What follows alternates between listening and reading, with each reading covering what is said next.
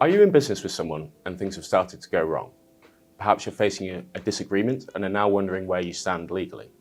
My name is Jack Diggines and I'm an Associate Solicitor in the Commercial Litigation team here at Myerson. And it's a common and very stressful situation, but getting clarity is the first step.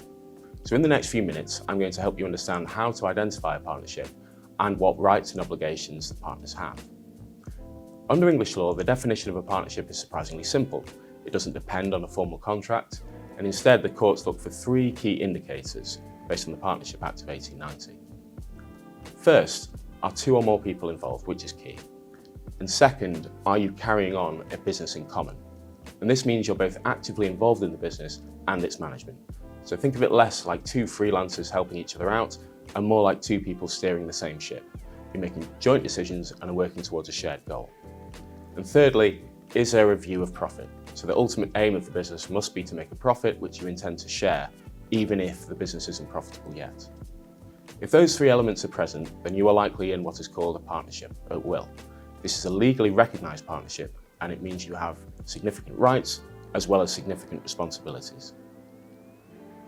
Partnerships are sometimes governed by a written partnership agreement, which will typically specify the nature and term of the partnership, as well as the responsibilities and liabilities of the partners.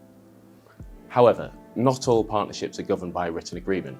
Those which aren't are termed a partnership at will, meaning that any partner can end the partnership at any time by giving notice to the others. So, what's the most important consequence if the law decides that you're in a general partnership? It's something called joint and several liability. And this is a critical point to understand, and it means that you can be held personally responsible for the entirety of the business's debts and obligations, and not just your share as a partner. So for example, if your partner racks up a significant business debt, a creditor could legally pursue you for the full amount. Understanding this risk is absolutely vital, especially when a partnership dispute is brewing. If you feel like you might be facing a dispute or you're simply unsure about your rights and potential liabilities, the most important step is to get clarity.